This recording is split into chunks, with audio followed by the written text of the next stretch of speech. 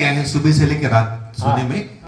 बीबी चौहान साहब की दिनचर्या क्या है? आपकी दिनचर्या? मेरी अपनी दिनचर्या बताता हूँ कि सारी दुनिया में जहीं भी हम जाते हैं ये सवाल पूछा जाता है, बराबर। तो मैं ऐसा जवाब देता हूँ कि मेरी दिनचर्या से आपको लेना देना क्या। मैं जहर पीऊंगा, मैं मरूंगा। मैं अमृत पीऊंगा तो मुझे अमृतत्व मिल जाएगा। और जो मैं करता हूं आप कर पाएंगे क्या? तो आपको क्या करना है वो मेरे अनुभव से, मेरे परिवार के अनुभव से, दुनिया के करोड़ों लोगों के अनुभव के निचोड़ के रूप में आपको बता दिया। फिर भी जब आप जानना चाहते हैं तो मैं बता दूं। हमारा एक तो ये है कि हम घर के नहीं है, बाहर के नहीं है, किसी के कहीं के नहीं है। हम बन गए हैं बंजारे। आज यहाँ कल वहाँ, न जाने परसों कहाँ। कल नासिक थे दोपहर, रात को सूरत आ गए, आज आपके बीच में हैं। इतना ट्रैवलिंग करके, ट्रेनिंग वो ट्रेन में, कार में, रोड से सफर करके यहाँ आए हैं। और फिर भी आप देख रहे हैं 80 की उम्र में थकान का नामो निशान नहीं है। तो ये कब है, ये कब है? आपके लिए भी ये संभव है। तो ये मेरी दिनचर्या है जब मैं घर पे हूँ। बाकी तो ऐसा चलता रहता है। लोग ये भी पूछते हैं, जैसे दिनचर्या पूछी कि आप कहाँ रहते हैं, तो हम एक ही सेंटेंस में जवाब देते हैं, मुसाफिर हूँ यारो, न घर है न ठिकाना, हमें तो चलते रहना है, बस चलते रहना है। तो दिनचर्या मेरी ऐसी है कि आपकी भी ऐसी ही हो जाएगी। आप देखना तो ये सही ढंग पे आप आ जाएंगे। आपकी नींद 3 से 4 के बीच में अवश्य खुल जाएगी। अलार्म नहीं लगाना पड़ेगा, बायोलॉजिकल अलार्म काम करेगा। इसको ब्राह्म मुहूर्त कहते हैं। तो ब्राह्म मुहूर्त में अपनी नींद खुल जाएगी। बाकी पड़े रहते हैं, हमारी मर्जी, लेकिन नींद खुल जाएगी, भगवान अपना काम करेंगे। तो मेरी नींद 3 से 3:30 के बीच में खुल जाती है। तो और सारे लोग, सारा दुनिया सोई हुई है, तो किसी को मैं डिस्टर्ब नहीं करता। तो मैं अपना एक स्थान लेके वहां बैठ जाता हूं और प्रभु भजन, हरि भजन, जिसको ध्यान कहो, मेडिटेशन कहो, भक्ति कहो, जो कुछ नाम दे दो, ये करता रहता हूं। और जब हर कोई लोग जाग जाते हैं, बाद में मेरा स्नान आदि ये सब कुछ चलता है। और जब घर पे हूं तो 1 से 2 के बीच में, दोपहर 3 बजे उठ गया, दोपहर 1 से 2 के बीच में हमारा खाना होता है। अब डिटॉक्स जूस जरूरी नहीं है क्योंकि ये तो समय चला गया। अब जो भी मिलता है, फल है, सलाद है, सब्जी है, पत्तियां, जो कुछ मिला, कोई चॉइस भी नहीं, 2-3 आइटम मिल गई तो। लेकिन चटनी हम अवश्य बनाते हैं क्योंकि जीभ का चटोरापन अभी भी इतना बचा है कि इसको कुछ चाहिए, स्वाद चाहिए। तो स्वाद के लिए चटनी बनाते हैं। और स्वाद भी कैसा, ये थोड़ा तीखा, खारा, ऐसा खट्टा इसमें आ जाता है, इसलिए। बाकी तो भगवान ने स्वाद बहुत दिए हैं कि जो भी स्वाद मिला खा लेते हैं। ये हो गया दोपहर का 2 बजे तक। बाद में यदि कुछ काम नहीं है तो आधा घंटा फिर से लेट जाता हूँ, आंखें बंद करके, और फिर से मेरा काम मोबाइल पे व्हाट्सएप का जवाब देना, ईमेल का जवाब देना, या कोई किसी का फोन आया जवाब देना। तो ये सारा सब कुछ चलता रहता है। ऐसा कोई नहीं है तो लिखाई करता हूँ, मैं किताबें लिखता हूँ। अभी अभी लेटेस्ट मेरी किताब जो चल रही है लिखने की, वो है human health engineering. Medical science में ये हमारी हेल्थ को सौंप दिया ना, तो ये दवा खाना, दवाएं, ये सारा कारोबार आ गया। गांधी जी ने भी शायद बताया है, ओशो रजनीश जी ने बताया है कि कोई भी ये मेडिकल फैक्ट्री जो है ये इसको तो ऐसे भी शब्द इस्तेमाल करते हैं, माफिया गैंग है।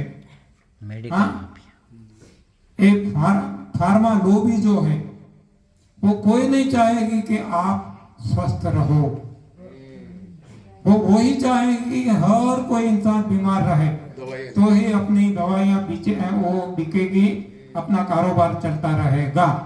तो आपको कहीं भी कोई मेडिकल साइंस में अच्छा होने का, निरोग रहने का कोई समाधान कहीं भी नहीं मिलेगा। वो दबाया जाएगा। आप दबते रहो, दवाइयाँ लेते रहो, उनका भी चले आपका भी चले, और कहेंगे जो भी कुछ खाना है खाते रहो, आपकी दुकान चले हमारी दुकान चले।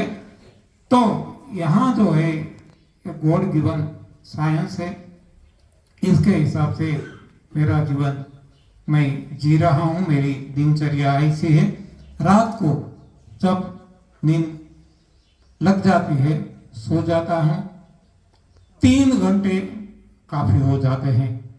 शाम को खाते नहीं, शाम का खाना शाम का खाना यही जो भगवान ने दिया, कंद मूल फूल फल जो मिला।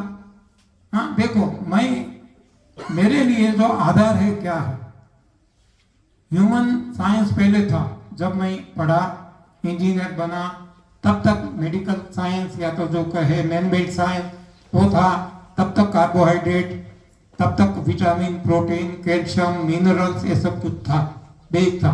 अब वो निकल गया, अब क्या आ गया, सृष्टि में दृष्टि करो, अन्य प्राणी क्या खाते हैं। देखो कोई भी हाथी, कोई भी कीड़ा मकोड़ा, कोई भी आप ले लो, तो उनके लिए सुबह का नाश्ता अलग, दोपहर का लंच अलग, शाम का नाश्ता स्नैक अलग, रात का डिनर अलग, ऐसा कुछ है ही नहीं। हाँ, जो घास खाते हैं घास ही खाते हैं, मांस खाते हैं मांस ही खाते हैं।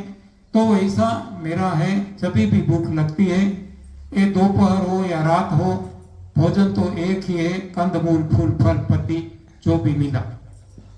ओके, पानी कब पीते हैं? हाँ, पानी भी मैं बता दूं कि पानी में पहले बहुत पीता था, बहुत, इतना कि उठने के साथ 1.6 लीटर 8 गिलास सारा दिन पीते रहता था, कई लीटर्स पी जाता था, लेकिन रोक जाते नहीं थे।